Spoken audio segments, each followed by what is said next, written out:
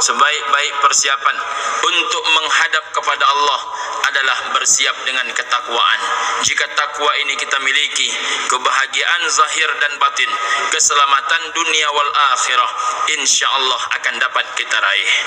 Dalam sebuah hadis yang diriwayatkan dari Anas bin Malik, hadis riwayat Imam At-Tabrani, Nabi sallallahu alaihi wasallam bersabda, Bismillahirrahmanirrahim. Salasun muhlakatun.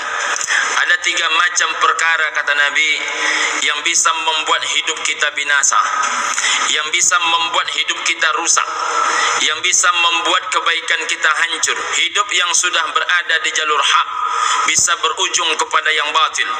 Jalan yang sudah benar sampainya kepada jalan yang salah dikarenakan 3 perkara ini. Mudah-mudahan kita terhindar daripadanya.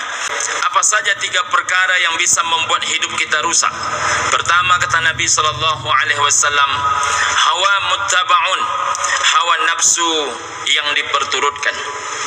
Yang kedua, kata Nabi sallallahu alaihi wasallam, wasyuhun muta'un, kikir yang ditaati, kikir yang diikuti.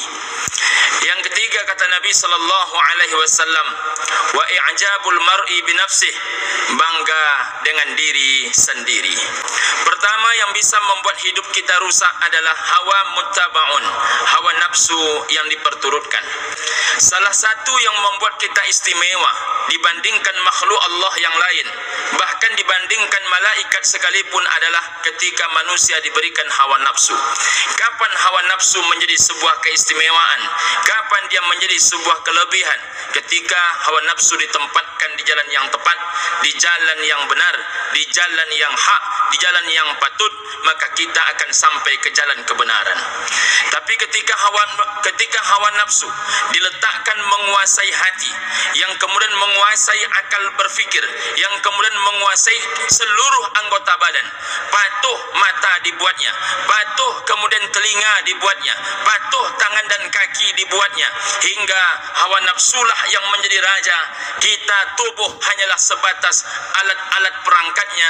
Yang dimaksudkan oleh Nabi sallallahu alaihi wasallam, inilah hawa nafsu yang bisa menghantarkan kita kepada celaka, hawa nafsu yang bisa menghantarkan kita kepada kebinasaan.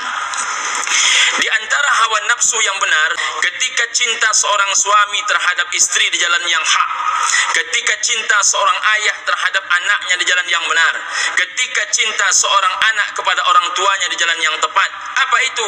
Ketika dia mencari nafkah untuk istrinya, ketika dia mencari nafkah untuk anaknya, ketika dia mencari nafkah untuk orang tuanya, ketika jalannya benar, ketika jalannya hak, maka dia akan berusaha mencintai istri, anak dan orang tuanya, tetapi takkan pernah melebihi cintanya kepada Allah Subhanahu wa taala.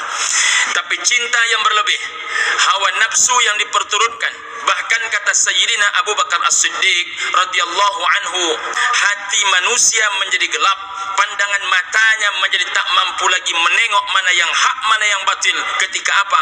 Ketika di dalam hatinya itu terlalu mencintai dunia, terlalu mencintai hawa nafsu. Apa yang akan terjadi kemudian ketika seorang suami terlalu mencintai istrinya, ketika ayah terlalu mencintai anaknya, ketika seorang anak terlalu mencintai orang tuanya? Segala apapun halal dia tempuh, segala apapun menjadi baik menurut dia, walaupun itu halal maupun haram, maupun itu hak maupun batil, tak lagi menjadi sebuah pertimbangan dalam hidupnya.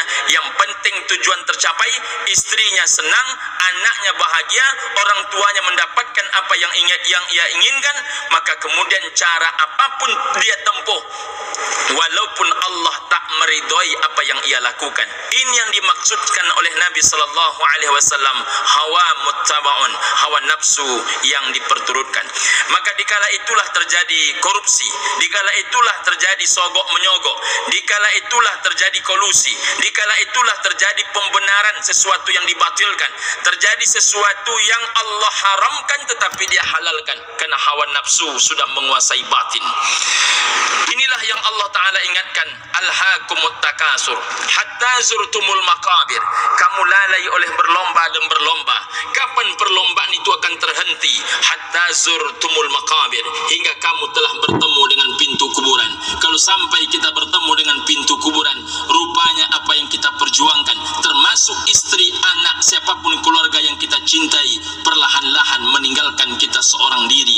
kuburan.